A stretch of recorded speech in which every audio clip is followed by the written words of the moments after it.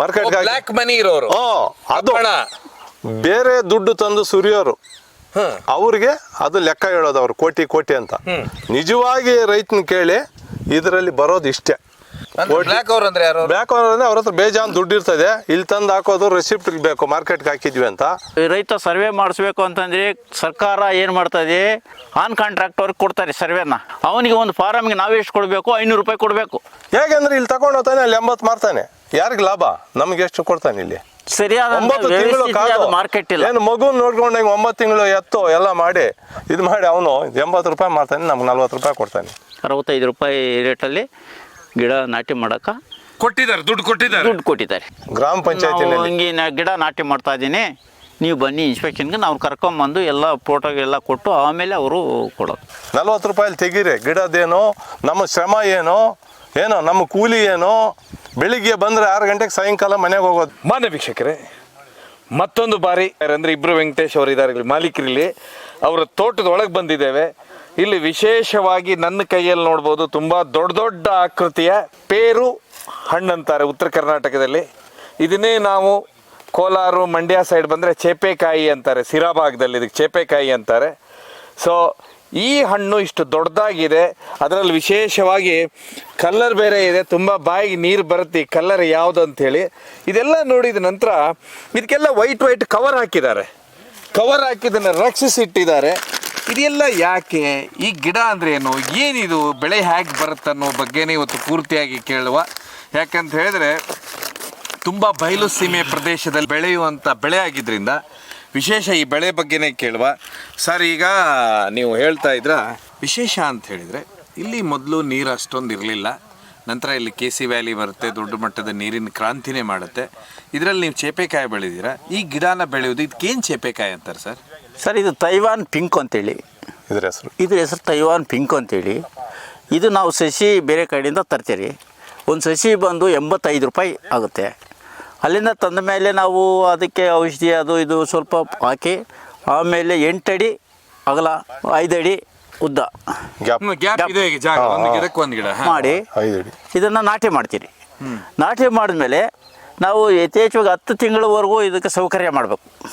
ಏನು ಮಾಡಬೇಕು? 10 ತಿಂಗಳ ಗೊಬ್ಬರ ನೀರು ಔಷಧಿ ಕೊಟ್ಟು 10 ತಿಂಗಳಾದಮೇಲೆ ಇದು ಶುರುವಾಗುತ್ತೆ ಕಾಯಿಗೆ.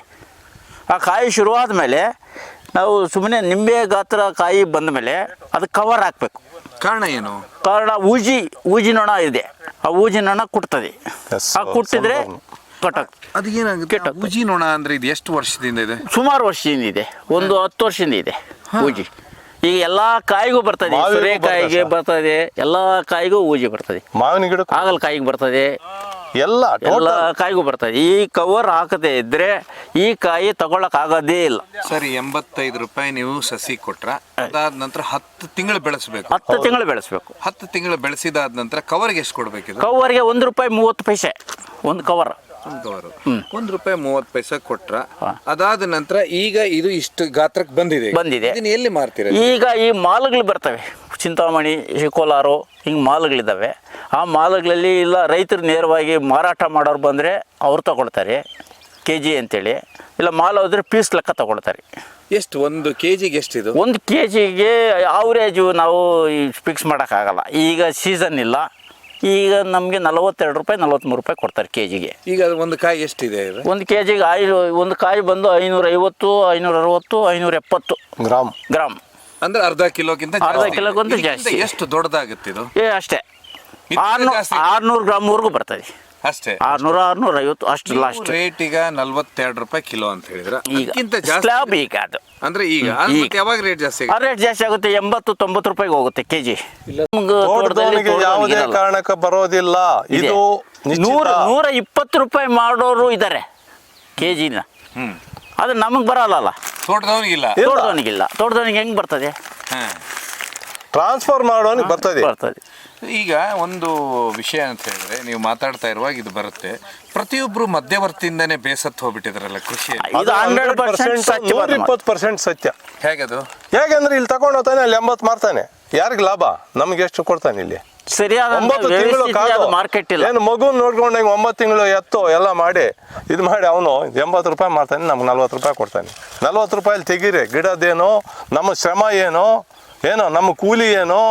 ಬೆಳಿಗ್ಗೆ ಬಂದರೆ 6 ಗಂಟೆಗೆ ಸಾಯಂಕಾಲ ಮನೆಗೆ ಹೋಗೋದು ಇವರು ನಮ್ಮ ಅಣ್ಣ ಯಾರಳೆ ಇಲ್ಲಿ 24 hours 3 ಜನ ಇರ್ತಾರೆ. ಅವ್ರ ಕೂಲಿ ಏನು ಲೆಕ್ಕ ಹಾಕಿದರೆ ಏನಿಲ್ಲ. ಇದಕ್ಕೆ 2 ರೋಗ ಬರುತ್ತೆ. ಒಂದು ಬ್ಲಾಕ್, ಒಂದು ಬೂಸ್ಟ್ ಅಂದ್ರೆ ನೋಡಿ ಸರ್, ಇಲ್ಲಿ ಇದೆ ನೋಡಿ ಸರ್. ಈಗ ಇದು ವೈಟ್, ಈಗ ಇಲ್ಲಿ ಐತೆ ವೈಟ್ ಬ್ಲಾಕ್ ವೈಟ್ ಬರ್ತದೆ. ಅದೀಗ 10 ದಿವಸಕ್ಕೊಂದಿಗೆ ಔಷಧಿ ಸಿಂಪರಣೆ ಮಾಡ್ತಾನೆ ಇರ್ಬೇಕು. ಈಗ ಸರಿಸುಮಾರು ಇದು ಎಷ್ಟು ಎಕರೆ ಜಮೀನು ಇದೆ ಸರ್? 1 ಎಕರೆ ಇದೆ. 1 ಎಕರೆ. ಎಷ್ಟು ಗಿಡ ಹಾಕಿದ್ದೀರಾ? 700 ಗಿಡ ಹಾಕಿದ್ದೀನಿ. ಎಷ್ಟು ತಿಂಗಳಾಯ್ತು ಹಾಕೀಗ? ಇದು 12 ತಿಂಗಳಾಗಿದೆ. 12 ತಿಂಗಳಾಗಿದೆ. ಎಷ್ಟು ಇಲ್ಲಿವರೆಗೆ ಎಷ್ಟು ಮಾಲ್ ಮಾರಿದೆ? ಇಲ್ಲಿವರೆಗೂ ಏನು ಮಾರಿಲ್ಲ. ಈಗ ಶಾಂಪಲ್ ಈಗ ಇದೆ ಶಾಂಪಲ್. ಮಾರೇ ಇಲ್ಲ? ಇಲ್ಲ ಮಾರಿಲ್ಲ, ಇನ್ನೂ ಬರ್ಬೇಕದು. 10 ತಿಂಗಳಿಗೆ ಶುರು ಆಗುತ್ತೆ. ಒಂದು 2 months ತಗೊಳುತ್ತೆ ಅವರೇಜ್ ಮಾರ್ಕೆಟ್. ಈಗ ಇದು 2 ತಿಂಗಳದ್ದು ಪೀಸ್ ಇದು? ಹೌದು 2 ತಿಂಗಳಲ್ಲಿ ಆಗಿರುವಂತದ್ದು ದೊಡ್ಡದು? ಹೌದು ಹೌದು ಸರ್. 700 ಗಿಡ ಇದೆ. 700 ಗಿಡ. ನಿಮ್ಮ ಪ್ರಕಾರ ಎಷ್ಟು ಟನ್ ಮಾಲ್ ಬರ್ಬೋದು ಅಂತೀರಾ? ನಾವು ಆ ಬೆಳೆ ತಗೊಂಡಂಗೆ ಬರ್ಬೋದು. ಇಲ್ಲಿ ಈ ಭೂಮಿಯಲ್ಲಿ ಮೊದಲೇನು ಇಲ್ಲ, ಮಾವಿನ ಸಸಿ ಇತ್ತು, ಕಡ್ದಾಕಿ ಇದನ್ನ ಹಾಕಿದ್ದೀನಿ. ಕಾರಣ ಮಾವಿನ ಗಿಡ ಸರಿಯಾದಂಥ ಬೆಳೆ ಬರ್ತಾ ಇರಲಿಲ್ಲ, ರೋಗ ಜಾಸ್ತಿ, ಅದನ್ನ ಜಾಸ್ತಿ ಅದನ್ನ ಕಡ್ದಾಕಿ ಹಾಕಿದ್ದೀನಿ. ಆಮೇಲೆ ನೀವು ಹೇಳಿದ್ರಲ್ಲ ತೈವಾನ್ ಅಂತ ಹೇಳಿದ್ರು.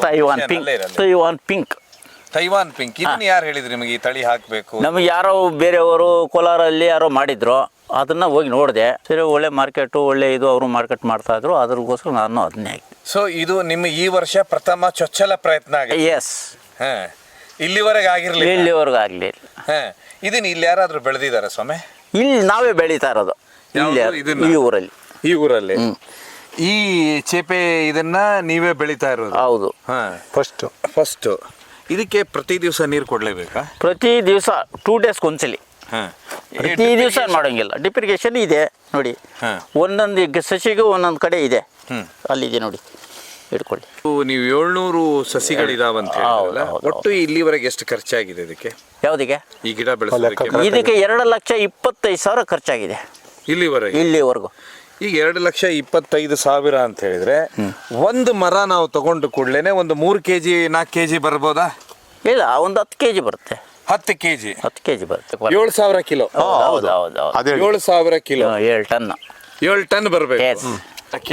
ಈಗ ನೀವು ಹೇಳಿದ್ರೆ ಇಲ್ಲಿವರೆಗೆನೆ 2.5 ಲಕ್ಷ ಖರ್ಚಾಗಿದೆ ಅಂತ ಹೇಳಿ. ಈಗ ನೀವು ಮಾರ್ಲಿಕ್ಕೆ ಹೋದ್ರೆ ಈಗ ಇದು 3 ಲಕ್ಷ ಬರ್ಬೋದು ನಿಮಗೆ? ಬರ್ಬೋದು. ಅಥವಾ ಅವತ್ತಿನ ಕಾಲಕ್ಕೆ ಅದೇನಾದ್ರೂ ರೇಟ್ ಜಾಸ್ತಿ ಆಗಿದ್ರೆ ಇನ್ನೊಂದು ಸ್ವಲ್ಪ ಜಾಸ್ತಿ ಬರ್ಬೋದು. ಡಬಲ್ ಬರ್ಬೋದು, ಹೇಳಕ್ಕಾಗಲ್ಲ. 80 ರೂಪಾಯಿ kg ಹೋದ್ರೆ ಡಬಲ್ ಆಯ್ತಲ್ಲ, 6 ಲಕ್ಷ ಆಗ್ಬೋದು. 6 ಲಕ್ಷ ಆಗ್ಬೋದು. ಲಾಟ್ರಿ ನಿಜ ಅಲ್ಲ, ನೀವ್ ಹೇಳ್ತಾ ಇದ್ರಲ್ಲ ಈಗ ಕೃಷಿ ಅನ್ನೋದು ತುಂಬಾ ಕಷ್ಟ ಆಗಿದೆ ಅಂತ ಹೇಳಿ, ಆಮೇಲೆ ಸುಮಾರು ಜನ ಕೋಟಿ ಲಕ್ಷ ಬಂತು ಅಂತಾರೆ, ಅದಕ್ಕೆ ನೀವೇನಂತೀರಾ? ಅದು ಬ್ಲ್ಯಾಕ್ ಅವ್ರದ್ದು. ಬ್ಲ್ಯಾಕ್ ಅವ್ರ ಅಂದ್ರೆ ಯಾರು? ಬ್ಲ್ಯಾಕ್ ಅವ್ರ ಅಂದ್ರೆ ಅವ್ರ ಹತ್ರ ಬೇಜಾನ್ ದುಡ್ಡು ಇರ್ತದೆ, ಇಲ್ಲಿ ತಂದು ಹಾಕೋದು ರೆಸಿಪ್ಟ್ ಬೇಕು, ಮಾರ್ಕೆಟ್ಗೆ ಹಾಕಿದ್ವಿ ಅಂತ. ಮಾರ್ಕೆಟ್ಗೆ ಬ್ಲ್ಯಾಕ್ ಮನಿ ಇರೋರು, ಅದು ಬೇರೆ ದುಡ್ಡು ತಂದು ಸುರಿಯೋರು, ಅವ್ರಿಗೆ ಅದು ಲೆಕ್ಕ ಹೇಳೋದು, ಅವ್ರು ಕೋಟಿ ಅಂತ. ನಿಜವಾಗಿ ರೈತನ ಕೇಳಿ ಇದರಲ್ಲಿ ಬರೋದು ಇಷ್ಟೇ. ಯಾಕಂತ ಹೇಳಿದ್ರೆ ಇತ್ತೀಚೆಗೆ ಒಂದು ಸುದ್ದಿ ಅಂತ ಹೇಳಿದ್ರೆ, ಸರ್ಕಾರ ತುಂಬಾ GST ಎಲ್ಲ ಟ್ಯಾಕ್ಸ್ ಮಾಡಿದ್ರಿಂದ ಸುಮಾರು ಜನ ಗೋಲ್ಡಿಗೆ ದುಡ್ಡು ಹಾಕ್ತಾರೆ, ಇಲ್ಲಾಂದ್ರೆ ಈ ರೀತಿ ಕೃಷಿ ಮೇಲೆ ದುಡ್ಡು ಹಾಕ್ತಾರೆ ಅಂತ ಕೇಳ್ತೇವೆ. ಯಾಕಂದ್ರೆ ಅತಿ ಹೆಚ್ಚು ಜನ ಬಂಗಾರ ಖರೀದಿ ಮಾಡ್ತಾ ಇದಾರಂತೆ, ಇನ್ನು ಹೆಚ್ಚು ಜನ ಕೃಷಿದ ಬಿಲ್ ತೋರಿಸ್ತಾ ಇದ್ದಾರೆ. ಯಾಕಂದ್ರೆ ಎಕ್ಸಾಮ್ಟೆಡ್ ಬರುತ್ತೆ, ಅಲ್ಲಿ ಇದು ಬರ್ತದೆ ಅಂತ ಅವರು. ನಾನು ಹೇಳಿದಲ್ಲ, ಬ್ಲ್ಯಾಕ್ ಅವ್ರದ್ದು, ಅದು ಬ್ಲ್ಯಾಕ್ ಅವ್ರದ್ದು ತೋರ್ಸಬೇಕಲ್ಲ, ಕಳ್ತನ ಮಾಡ್ಬೇಕಲ್ಲ ಸರ್ಕಾರಕ್ಕ. ನಮ್ಮ ರೈತರಿಗೆ ಅದೆಲ್ಲ ಹೊರೆ, ಅವ್ರು ಕಳ್ತನ ಮಾಡ್ತಾ ಇರೋದು ನಮ್ಮ ತಲೆ ಮೇಲೆ ಬೀಳ್ತಾ ಇದೆ ಅಷ್ಟೇ. ಹೀಗಾಗಿ ನೀವಂತೀರಾ ಅವ್ರಿಗೆ ಲಾಭ ಬರ್ತಾ ಇದೆ, ಬಟ್ ಈ ಸಾಮಾನ್ಯ ಜನರಿಗಿಲ್ಲ, ಸಾಮಾನ್ಯ ರೈತನಿಗಿಲ್ಲ. ಸಾಮಾನ್ಯ ರೈತನು ಸಿಕ್ಕಾಕೊಂಡಿದ್ದಾನೆ ಅಷ್ಟೇ, ತಪ್ಪಿಸ್ಕೊಳಕ್ಕಾಗಲ್ಲ. ಈ ಇದರಲ್ಲಿ, ಈ ರಾಜಕೀಯದಲ್ಲಿ ಸಾಮಾನ್ಯ ರೈತ ಸಿಕ್ಕಾಕೊಂಡಿದ್ದಾನೆ. ನೀನು ತಾಲೂಕು ಆಫೀಸ್ಗೆ ಹೋದ್ರೇನು 3 ದಿವಸ ಅಲಿಬೇಕು, ಅವ್ನು ತೋಟಕ್ಕೆ ಬರೋಕ್ಕಾಗಲ್ಲ. ಯಾಕೆ? ಎದಕ್ಕೆ ತಾಲೂಕು ಆಫೀಸ್? ಏನೇ ಒಂದು ಕೆಲಸ ಆಗ್ಬೇಕಾದ್ರೂ ಒಂದು ದಿವಸಕ್ಕಾಗಲ್ಲ. ಯಾವುದೇ ಇದರಲ್ಲೇನೋ ಈಗ ಒಂದು ಸಿಂಪಲ್ ಎಕ್ಸಾಂಪಲ್ ಹೇಳ್ತೀನಿ ಕೇಳಿ. ಒಬ್ಬ ಸರ್ವೆ ಮಾಡಿಸ್ಬೇಕು, ರೈತ ಸರ್ವೆ ಮಾಡಿಸ್ಬೇಕು ಅಂತಂದರೆ ಸರ್ಕಾರ ಏನು ಮಾಡ್ತದೆ, ಆನ್ ಕಾಂಟ್ರಾಕ್ಟ್ ಅವ್ರಿಗೆ ಕೊಡ್ತಾರೆ ಸರ್ವೆನ, ಹೊರಗಿನವ್ರಿಗೆ ಕೊಡ್ತಾರೆ. ಅವನು ನೋಟಿಸ್ ಇಶ್ಯೂ ಎತ್ಕೊಂಡು ಬಂದಿದ್ದಾನೆ ಅಂದರೆ ನಮ್ಮ ಮನೆ ಊರಿಗೆ, ಅವನ ಕೆಲಸ ಏನು 10-15 ನಿಮಿಷ ಕೆಲಸ, ಒಂದು 10-15 ನಿಮಿಷದಲ್ಲಿ ಅವನ ಕೆಲಸ ಮುಗಿಸ್ತಾನೆ. ಅವನಿಗೆ ಒಂದು ಫಾರಮ್ಗೆ ನಾವು ಎಷ್ಟು ಕೊಡಬೇಕು, 500 ರೂಪಾಯಿ ಕೊಡಬೇಕು. ಲೇಬರ್ ಇದ್ದಾನೆ, ಅವನು 6:15ಗೆ ಬರ್ತಾನೆ, ಸಾಯಂಕಾಲ 6:15ವರೆಗೂ ಕೆಲಸ ಮಾಡ್ತಾನೆ, ಅವನಿಗೆ ಕೊಡೋದು 350 ಕೂಲಿ. ಇವನು ಬರ್ತಾನೆ 10 ನಿಮಿಷದಲ್ಲಿ 500 ಪೀಕ್ತಾನೆ. ಏನಣ್ಣ ನನ್ನ ಕೈಲಿ ಆಗಲ್ಲ, ಏನಣ್ಣ ಹೇಳೋದು, ನಾನು ಅವ್ರಿಗೆ ಫೋನ್ ಮಾಡ್ತೀನಿ ಅಂತಾನೆ. ಅವನಿಗೆ ನಾವು ಕೊಡಲೇಬೇಕು, ಕೊಡದೇ ಇರಿದ್ರೆ ಅವ್ರು ಬರಲ್ಲ. ಏನ್ ಸರ್ವೆ ಮಾಡ್ತಾರೆ ಅವರು? ಯಾವುದೇ ಲ್ಯಾಂಡ್ ಇದ್ರೆ ಲ್ಯಾಂಡ್ ನಮ್ದು ಸಮಸ್ಯೆ ಇರ್ತಾ ಲ್ಯಾಂಡ್ಗಳು, ಓಕೆ ಆಯ್ತು. ಆ ಸಮಸ್ಯೆನ ಬಗೆಹರಿಸ್ಬೇಕಾದ್ರೆ ಆ ರೀತಿ. ಆಮೇಲೆ ಆ ಸರ್ವೆ ಓನ್ ಬರಬೇಕಾದ್ರೆ ಅವನಿಗೆ ಗೌರ್ಮೆಂಟ್ನವ್ರು ಹಣ ಕೊಟ್ಟಿರ್ತಾರೆ. ಅವನು ಬಂದೆ ಒಂದು ಪಾಯಿಂಟ್ಗೆ 2,000 ಕೇಳ್ತಾನೆ, 3,000 ಕೇಳ್ತಾನೆ. ಎಲ್ಲಿ ತಂದು ಕೊಡೋದು? ಇಂಥವೇ ಸುಮಾರು ಬರ್ತಾವೆ ರೈತನಿಗೆ, ದಿನ ಬೆಳಗಾದ್ರೆ ಬರ್ತವೆ. ಇನ್ನೊಂದು ಸಬ್ಸಿಡಿ ಅಂದ್ರೆ ಏನು ಸಬ್ಸಿಡಿ ಇದು? Horticulture-ಅಲ್ಲಿ. ಇದರಲ್ಲಿ ನರೇಗಾದಲ್ಲಿ ಹಾರ್ಟಿಕಲ್ಚರಲ್ಲಿ ನಮಗೆ ನರೇಗಾದಲ್ಲಿ ಉಪಯೋಗ ಆಗಿದೆ. ಈ ತೋಟಕ್ಕೆ ಒಂದು ಗಿಡದ ಇದೆಲ್ಲ ಅವ್ರು ಕೊಟ್ಟಿದ್ದಾರೆ. 65 ರೂಪಾಯಿ ರೇಟಲ್ಲಿ ಗಿಡ ನಾಟಿ ಮಾಡೋಕೆ ಕೊಟ್ಟಿದ್ದಾರೆ, ದುಡ್ಡು ಕೊಟ್ಟಿದ್ದಾರೆ. ಆಮೇಲೆ ಉಳಿದ ಮೇಲೆ ಕೊಟ್ಟಿರೋದು ಅರ್ಥ ಆಯ್ತಾ? ಈ ಉಳಕ ಗೌರ್ಮೆಂಟಿಂದನೇ ನರೇಗಾ ಯೋಜನೆಯಲ್ಲಿ ಉಳಿಸಿರೋದು ನಾನು. ಅದು ಉಪಯೋಗ ಆಗಿದೆ. ಬೇರೆ ಸಬ್ಸಿಡಿ ಅಂದ್ರೆ 65 700 ಗಿಡಕ್ಕೂ ಕೊಟ್ಟಿದ್ದಾರೆ. 700 ಗಿಡನೂ ಅಷ್ಟೇ. ಅದು ಹೇಗೆ ರೀತಿ ಕೊಡ್ತಾರೆ? ಅವ್ರು ಬರ್ತಾರೆ, ನಾವು ಲೇಬರ್ ಇಟ್ಕೊಂಡು ನಾವು ಮಾಡಿಸ್ತೀನಿ. ಅವ್ರು ಬರ್ತಾರೆ, ಅವ್ರು ಇನ್ಸ್ಪೆಕ್ಷನ್ ಮಾಡ್ತಾರೆ, ಗಿಡ ನೋಡ್ತಾರೆ, ಬೋರ್ಡ್ ಹಾಕ್ತಾರೆ, ಎಲ್ಲ ಮಾಡ್ತಾರೆ. ಅದು ಕಾನೂನು ರೀತಿಯಲ್ಲಿ ಹೋಗ್ತದೆ, ಅದು ಏನು ಸಮಸ್ಯೆ ಇಲ್ಲ. ಈಗ ಗಿಡನೂ ಅವರೇ ತಂದು ಕೊಡ್ತಾರೆ? ಇಲ್ಲ, ಗಿಡ ಬಿಲ್ ಕೊಡ್ತೀರಿ. ನೀವು ಬಿಲ್ ಕೊಡ್ಬೇಕಂದ್ರೆ ನೀವು ಆಗ್ಲೇ ನೆಟ್ಟಿರ್ತೀರ, ಅವ್ರು ಬರೋ. ಹೌದು, ಅವ್ರು ಬರೋವರೆಗೆ ನೆಟ್ಟಿರ್ತೀರಿ, ಫೋಟೋ ಕೊಡ್ತೀರಿ ಅವ್ರಿಗೆ. ಹೊಡೆದಿರೋ ಫೋಟೋ ಎಲ್ಲ ಹಂತವಾಗಿ ಫೋಟೋಗಳು ಬೇಕಾದ್ರೆ ಕೊಡ್ತೀನಿ, ಫೋಟೋಸು ಕೊಡ್ತೀನಿ. ಫೋಟೋ ಕೊಡ್ತೀರಾ? ಫೋಟೋ ಕೊಟ್ಟಾದ ನಂತರ ಒಂದು ಗಿಡಕ್ಕೆ ಎಷ್ಟು ಕೊಡ್ತಾರೆ ನಿಮ್ಮ ದುಡ್ಡು? 65 ರೂಪಾಯಿ ಕೊಡ್ತಾರೆ. ಅಂದ್ರೆ ಗಿಡ ಸೇರಿಸಿ ಕೂಲಿ ಸೇರಿಸಿ ಗಿಡದ 65 ಕೊಡ್ತಾರೆ. ನಿಮ್ಗೆ ಗಿಡ ಎಷ್ಟು ಬಿದ್ದಿದೆ? ನಮ್ಮ ಗಿಡ 700 ಗಿಡ. ಎಷ್ಟು ಬಿದ್ದಿದೆ ಒಂದು ಗಿಡಕ್ಕೆ? ಲೆಕ್ಕ ಮಾಡ್ಬೇಕು ಸರ್. ಅಲ್ಲ, 65 ರೂಪಾಯಿನ ಬಿದ್ದಿದೆ. 65 ರೂಪಾಯಿ. ಆಮೇಲೆ ಅದನ್ನ ನಡುವುದಕ್ಕೆ ದುಡ್ಡು ನಾವು ಉಳ್ಕೊಳ್ತೀವಿ. ಹೇಳಿದ್ರೆ ಇಲ್ಲಿ ನರೇಗಾ ಯೋಜನೆ ಅನ್ನುವಂಥದ್ದು ನಾವು ವಿಶೇಷವಾಗಿ ಇದನ್ನೊಂದು ತಿಳ್ಕೊಬೇಕು. ಯಾಕಂತ ಹೇಳಿದ್ರೆ ಸುಮಾರು ವಿಡಿಯೋಗಳಲ್ಲಿ ಜನರಿಗೆ ಲಾಭ ಆಗುವಂತ ಮಾಹಿತಿನೂ ಹೇಳ್ಬೇಕಾಗತ್ತೆ. ಸರ್ಕಾರದ ಕೆಲವೊಂದು ವಿಷಯಗಳನ್ನು ಮಾತಾಡ್ಲೇಬೇಕು. ಅದು ಉಪಯೋಗ ಇದೆ, ನರೇಗಾದ ಉಪಯೋಗ ಇದೆ. ನರೇಗಾ ಅಂತ ಹೇಳಿ ಏನು, ಇದರಲ್ಲಿ ವಿಶೇಷವಾಗಿ ಇಲ್ಲಿ ನೀವೆಲ್ಲ ಅಂತ ಹೇಳಿದ್ರೆ ಸರಿಸುಮಾರು 700 ಗಿಡಗಳಿದಾವೆ. ಪೇರು ಅಥವಾ ಚೇಪೆಕಾಯಿ ಹಣ್ಣು ನನ್ನ ಕೈಯಲ್ಲಿ ಏನಿದೆ ಇದ್ರದ್ದು ಗಿಡದ್ದು.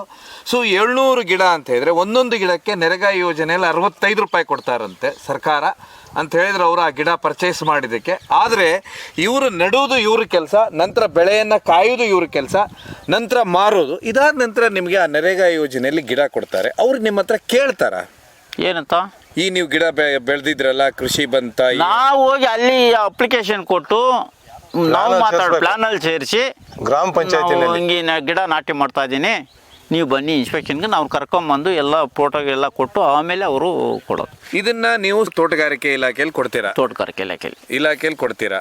ಆಗ ಅವರು ನೀವು ಕೊಟ್ಟಿದ್ದಾದ ನಂತರ ಎಷ್ಟು ದಿವಸಕ್ಕೆ ಬರ್ತಾರೆ? ಅವರು ಒಂದು 3-4 ದಿವಸಕ್ಕೆ ಬರ್ತಾರೆ. ಬಂದು ಇನ್ಸ್ಪೆಕ್ಷನ್ ಮಾಡಿ ಎಲ್ಲ ನೋಡಿ ಫೋಟೋಸು ಎಲ್ಲ ಕೇಳ್ತಾರೆ. ಎಷ್ಟು ಜನ ಬರ್ತಾರೆ? ಅವರು ಒಬ್ಬರೇ ಬರೋದು. ಬಂದು ಏನ್ ಮಾಡ್ತಾರೆ? ನೋಡ್ತಾರೆ, ಬಂದು ನೋಡ್ತಾರೆ.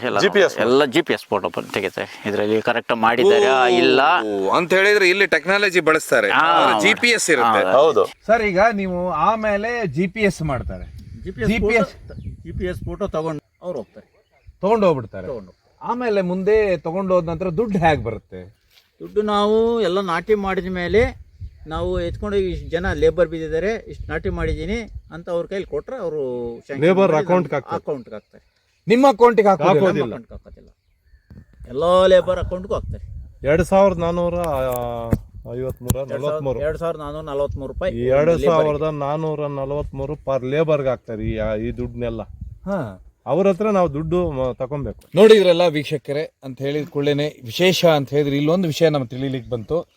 ಈ ಅದ್ಭುತವಾದ ಏನೊಂದು ಚೇಪೆಕಾಯಿ ಇದೆ, ಈ ಪರಿ ಗಾತ್ರದ್ದು, ದೊಡ್ಡ ಗಾತ್ರದ್ದು, ಇದರೊಟ್ಟಿಗೆ ನಮಗೆ ಬಂದಿರುವಂಥದ್ದು ಅಂತ ಹೇಳಿದ್ರೆ ನರೇಗಾದಲ್ಲಿ ಗಿಡ ಅಂತ ಹೇಳಿದ್ರೆ ಕೂಲಿ ಕಾರ್ಮಿಕರು ಏನಿದ್ದಾರೆ ಕೂಲಿನ ಕೊಡ್ತಾರೆ, ಅದನ್ನು ವಿಶೇಷವಾಗಿ ಅವರ ಅಕೌಂಟಿಗೆ ಹಾಕ್ತಾರೆ. ಸೊ ಇದಾಗಿತ್ತು ಚೇಪೆಕಾಯಿ, ಅದ್ಭುತವಾದ ಚೇಪೆಕಾಯಿ ಬೆಳೆದಂಥ ರೈತರದ್ದು ಒಂದು ಕತೆ. ಪ್ರಥಮ ಬಾರಿ ಬೆಳೆದಿದ್ದಾರೆ, ಇದರಿಂದ ಕೋಟಿ ಸಿಗ್ಲಿ ಅಂತ ಆಶಿಸ್ತಾ ಈ ಕಾರ್ಯಕ್ರಮ ಧನ್ಯವಾದ ಸರ್ ವೆಂಕಟೇಶ್ ಅವ್ರಿಗೆ.